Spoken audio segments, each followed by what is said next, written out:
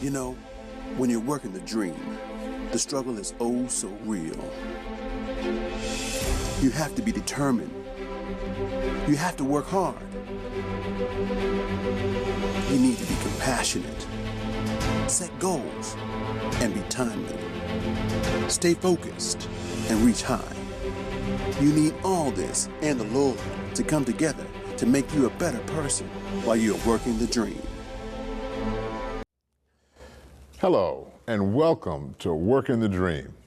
I'm your host, Eric Kelly, and today we're going to share tips on how you can ace your next job interview. Now, let's look at how you got here. The recruiter or the hiring manager thought enough about the resume that you sent in to take a closer look at you. Great start. Now, you might have even gotten a screening call, which further piqued their interest. Good job. Now, this is the do or die moment. Your interview goals are to ensure that you make the best presentation of your talents and abilities. Now, I think our next friend should have asked for some help before his interview. You be the judge.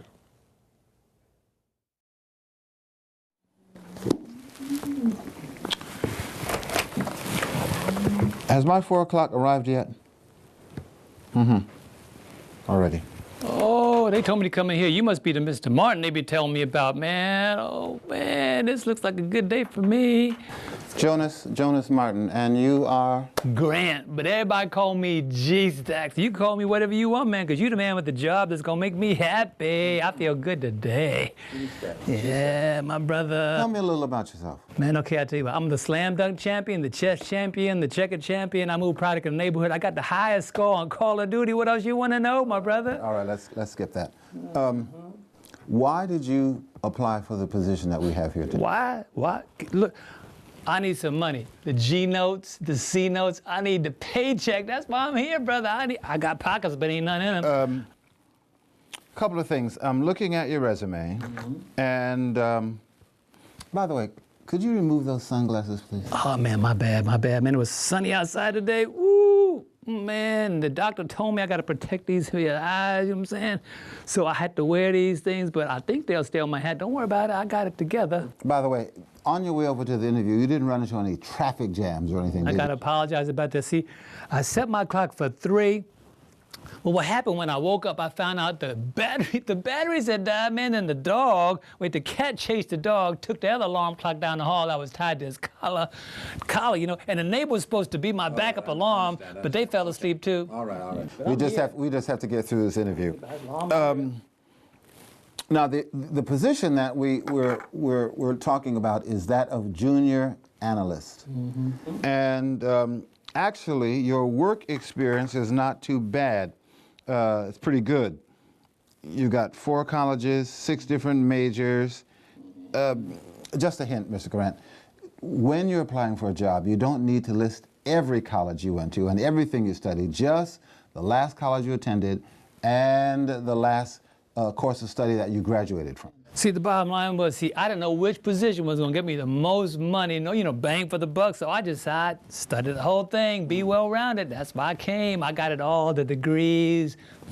Now, I see also that you studied theology. Now, pastors, as a rule, don't make a lot of money. What was your thinking? First of all, I don't look like a pastor today, but man, you watch TV, man. Them pastors be making some big dollar bills, y'all. Selling snake oil, prayer claws, splinters from the tree of life and all that stuff. So if I can't make it in the real world, I'm gonna make some money as a pastor. That's what I'm trying to say. I understand. But don't you worry about it. What makes you think you're a good fit for this particular position? Man, I got the experience, I got the education, plus I bring some swagger. You know, nobody in this company so far that I've seen got swagger, and this company needs some swagger. That's what G-Stack bring to the table. You do have swagger. Sadly, there's no particular position that requires swagger. So it's going to be a little tough for us to kind of place you because your skill set is a little different. Yo, man, how long is it going to take, man? I got 8.5 minutes you've been talking, trying to fit me in, but I parked in a 10-minute parking slot, man. In a minute and a half, I'm gonna get told. How long is it gonna take, man? Well, actually, our interview is really quite finished. We're pretty much done here, and I want to thank you for coming in. Yeah, okay, now wait, I got 30 seconds more. While I'm leaving, though, don't forget this, man. See, I got it. G-Stack got what you need, what this company need, and the best decision you can make, sorry about the glasses, is to fit me into this office, you know what I'm saying? You gonna need what I got, and you got what I need. I'm out, my brother. Don't forget me, don't forget me. Call me.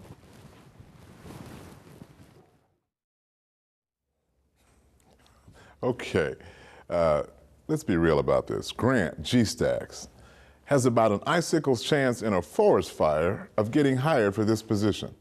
Grant violated all of the rules of job interview etiquette.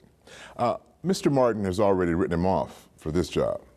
With his dress, his lingo, his demeanor, Grant, as cool as he thinks he is, just wasted an hour out of his day. And Mr. Martin's too. Now, let's examine Cole's approach to preparing for the interview and see if he can do better than our friend Grant. Should be easy.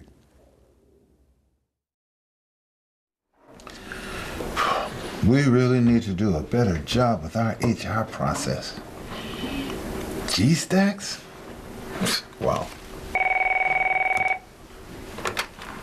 Yes? Cole Elliott is early. Oh, thank you. Send him in.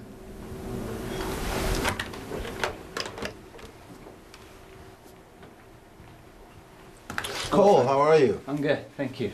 Please have a seat. Thank you, sir. Good to see you. Yeah.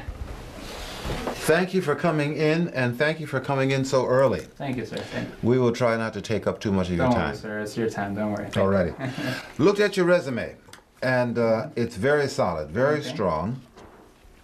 I need to tell you, I'm not a fan of traditional interview techniques, all right? So we're going to change things up just a little bit. Okay. Great. You like basketball? Love it, sir. Great. Let's suppose I'm the coach of the basketball team, and we're hiring you to be our point guard. Okay. All right? Okay. What I need to know is, are you a shoot-first kind of point guard, or are you a distributor, making sure that everybody gets their shots, everybody gets what they need, so the team can be successful? Well, honestly, sir, it depends on what the team needs. I mean, I believe in preparation, so first I'll try to understand the needs of the team, or in this case, the company, and I'll learn the opponent's weaknesses and strengths, and I'll use that on a play-by-play basis. And if I need to score, I can do that. If I need to make my teammates shine, I can do that also. And no matter the situation, it's all about the team and what the team needs to succeed. All right, great. Give me some idea of what you think are your character strengths, and then give me an example of how you would use them. Well, I feel that I have a great attention to detail, and I strive for accuracy and for best presentation. And my last boss assigned me on a project to improve our accuracy, and found multiple holes that I try to fix with and made some recommendations. And since those changes were implemented, 98% of the reports that were sent to management never came back for accuracy errors. Excellent. Tell me now, who's your favorite basketball player? Kobe Bryant, sir. Kobe Bryant. Yeah. Why is he your favorite? Because he gives it all, sir, and he gives it all to win. Yeah. Do you see yourself as sort of a corporate Kobe Bryant? No, sir. Why not? Well, I don't mind sharing the ball, sir, and it's like my dad always says, you can have all the success you want if you give all the success to other people. Kind of a Zig Ziglar philosophy.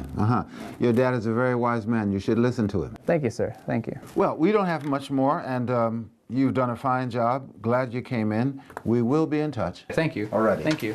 Thank you, sir. Take care. You too, sir.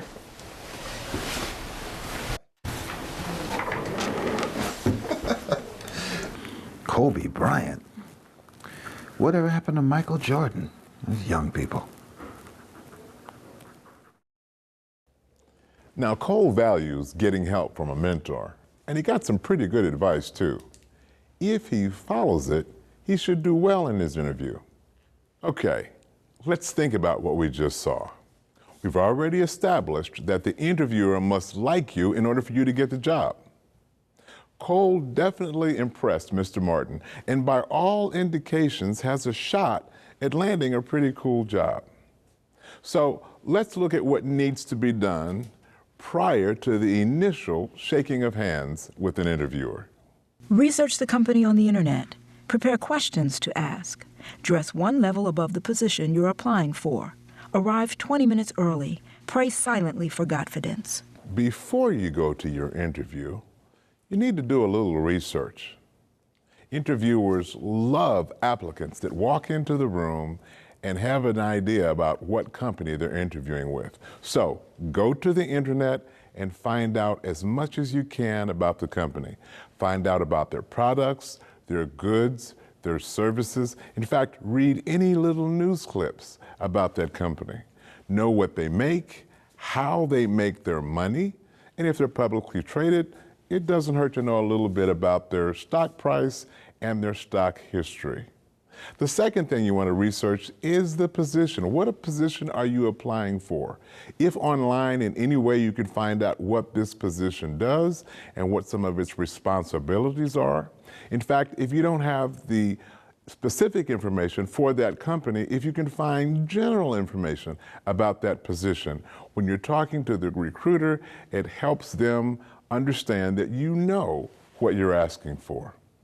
Then you might want to do a little looking at the pay. How was the pay structured? How much do they pay for that position? And you can go online and find so many different websites that kind of give you a general idea of how much is paid for each position. Now, the recruiter, the interviewer, they are going to have discussions about pay. And you should have an idea about how much you're going to be asking for, because they're going to ask you, what are you looking for? Now, here's the interesting thing about pay. The first one that talks about money loses, and let me explain. The interviewer does not want to tell you how much the job pays, because if they ask you how much you're willing to work for and it's less, that's probably where you're going to start. You are trying not to say how much you'll settle for because you want to know how much they'll pay. So there's a little bit of a dance around pay. The first person that blinks loses. But if they ask you how much you are definitely willing to work for, it's good to have done the research, gone to the internet, and find out what's the average pay for that position. And don't pick the high end of the scale. Pick the middle of the scale. If it's between $80,000 and $95,000, find a number in the middle somewhere, 85, 87, but make sure that you have an idea of what would work for you. And don't be greedy. Understand the culture that you're going into.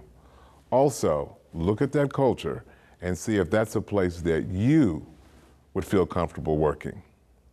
Ultimately, in this process, you must pray for discernment and God's leading.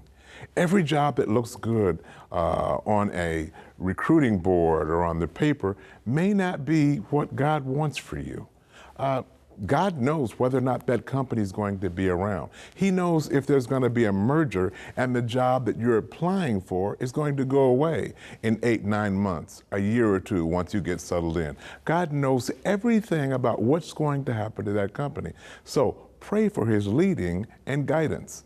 He may tell you, apply somewhere else. Listen to his voice. It's the guarantee of success in your life. Now, let's look at what we need to do on the day of an interview. Acing an interview means that you want to start the day of the interview with a good mood. Read promises from God's word. One of the verses I love is, I can do all things through Christ who strengthens me. Spend time that morning, if you never spend time, in the Word and talking to God. No matter how talented, gifted, educated, bright, articulate, no matter what your gifts are, unless God is blessing them that day, it may not be such a great day. So spend time with him and get that divine connection before you do anything else. Now, you also may want to make sure the blood is flowing and energy is there, so you might want to take a brisk walk and kind of get the heart pumping and the blood moving. And by the way, that kind of keeps you in a better positive frame of mind. You might want to work out. You might want to stretch a little bit and kind of get pumped up and after the walk and breathe some good lungfuls of air. You know, really make sure that you're alive all the time, communicating with your Father, your higher power. Now, meditation and prayer can also help you relax. This is not a day to get nervous. In fact, think about this. If God wants you to have this job, you will have it. So turn it over to Him. In your prayer and your meditation, ask Him for the peace to trust Him. So this isn't a moment where you've got to make it all happen. Kind of relax, sit back. You've done all the work that you can do, and let God do what He does. Give yourself a pep talk. No matter what happens, before, after, or during this interview, you are still a favorite child of God. You're still a person of value, no matter what is said about you, no matter what is said to you. So give yourself a pep talk. Remind yourself who you are and whose you are. Sing a favorite song in the car. Belt one out. I mean, let it rip. Enjoy it. Clap your hands. Let yourself feel that you're alive. Remember, no matter what happens here, you're still going to be there, a person of value, and God is still going to take care of you. Recite your favorite inspirational quote. Let your ears hear your mouth say something that moves you. Now, how do you want to appear during your interview? Well, first of all, you need to be well dressed. The tip is you need to dress a level above the position. So let's say you're applying for a position as an accounting supervisor. You need to dress like the accounting manager would dress. Now, I know when we talk about issues of dress, people feel this is their last area of individuality. Well, that may be true, but it is also how you will be judged. So dress above the position that you're applying for. It makes an incredible impact on the people that are interviewing you. The next thing is be natural, just be yourself. The nervousness, let's give that to God. Let's trust Him to make the way straight for us. But be natural, just be you. If your hands move a certain way, you talk a certain way, just be who you are, because that's going to come across as you being real to the person that's talking to you. Always be on time. There's nothing that sends a message to the potential employer about how you're going to be as an employee as someone who is late. In fact, be early. Now, this might sound a little hokey, but if you're early, many times it signals to your employer or your prospective employer, this is somebody that's going to be early to work. They're really eager. They really want this thing. So always, always be on time. In fact, if you're going to be late, see if you can postpone the interview. But on time sends a big, strong message to them about how serious you are about working for them and how serious you'll be about work once they hire you. Stay company focused with everything that you say to the interviewer, getting them to focus on how your specific skills can help them in their organization. Ask questions based on what you've learned, the research that you did about the company, and be ready to elaborate on any information that you put on your resume, which is why we said when you write the resume, make sure that you're absolutely, perfectly honest. Now, practice makes perfect, and perfect practice makes perfect. You need to practice your interviewing skills even when there is no pending interview. You need to keep these up. So here's what you do. Ask a family member or a professional friend or a mentor or anybody that you can coerce to put you through your paces prior to an important interview. Skilled interviewers will pose behavioral interview questions, and they're going to ask you to describe specific examples of an experience. In these situations, your response can easily last much longer than 90 seconds, but try to keep the answers short and concise. The 5 most common interview questions include, number 1, biggie. So tell me about your weaknesses and strengths. Now, some people answer those in the most ridiculous ways. We heard one that said, tell me about your weaknesses. And the person responded, well, one of my weaknesses is that I'm a workaholic and I work so hard that my employer has to tell me to slow down. Yeah, we're buying that one. Or tell me about your strengths.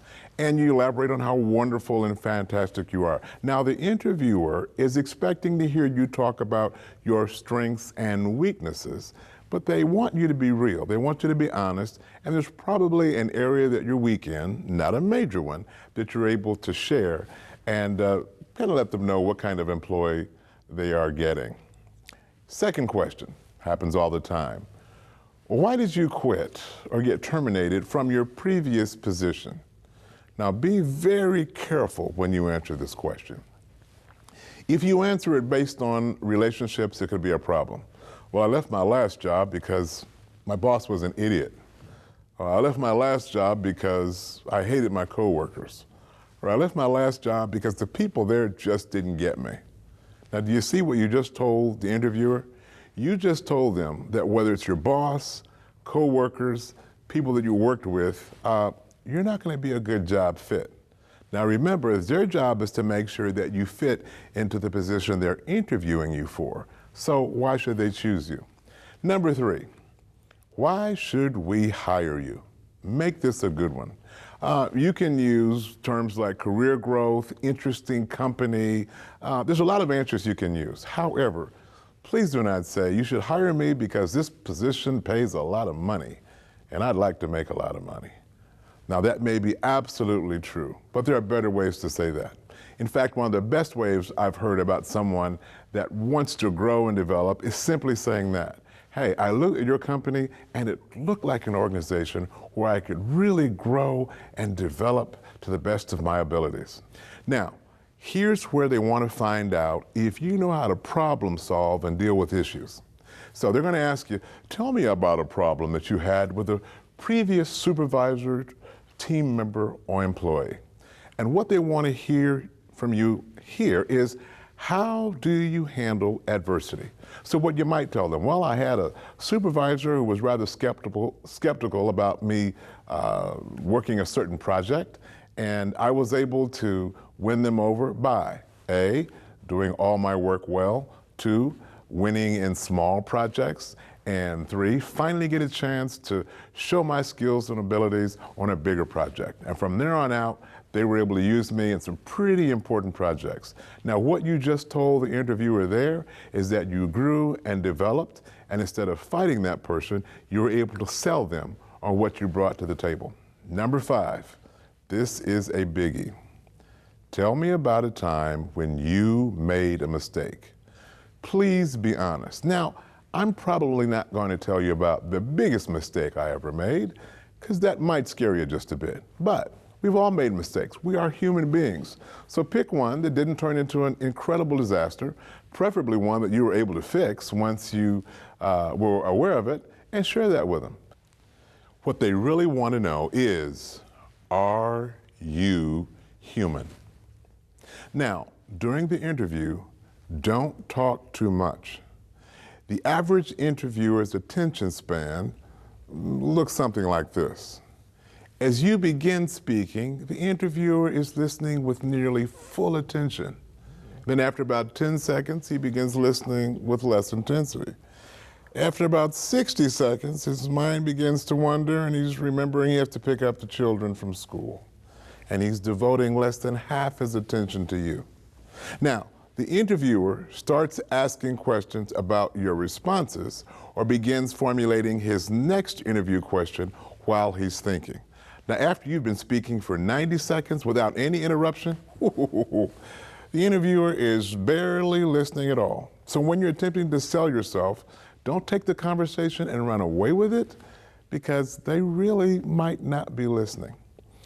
The last thing they're going to ask you is, well, do you have any questions? Now, to be impressive, you want to ask about some issue that during the research about that company that you learned. or maybe even something personally while you have that conversation. It's so impressive when you ask about, well, what's the biggest push this company is making this year? Or what's the focus of the organization this year? Where could my talents best be used to make this company win this year? Man, does that sound like you're ready to go with this? And here's when you make it personal. Since people like to talk about themselves, ask them, what in this company made it so good for you? This interviewer, who obviously is like everybody else, once they start sharing why they enjoy it, you'll get an insight not only into the company, but you'll get an insight into them. Remember, talking about ourselves is most people's favorite subject. At any rate, your final questions should reflect interest in being an asset to the company. Now, here's a set of questions that will completely turn the interviewer off at the end of your wonderful interview. Here's one. Do you have any questions for me? Yes, I'd like to know how many sick days you give. I'm pretty sure that signals you're not even sick at the moment, but you're planning on it as soon as you get there and get hired. How many vacation days do you have? Well, you haven't been hired yet, and you're still trying to figure out how soon you can take time off. It's not a bad thing to do, but it is simply giving the wrong message to the interviewer. Remember, you need to focus on what you can do for them, not necessarily what they can do for you. Finally, panel types come in different sizes and different forms. Sometimes it's a one-on-one interview, sometimes it's a two-person interview, and occasionally it's a panel interview where they all line up in front of you and ask you questions. Let me tell you, no matter what, God is with you. Well, that's all the time that we have today, friends. So use the information we shared with you today, and know for sure that your next interview will be an impressive and blessed one. Remember, you are powerless over what they can do to you, but they are powerless over what God will do for you. This is Eric Kelly. Until next time, keep working the dream.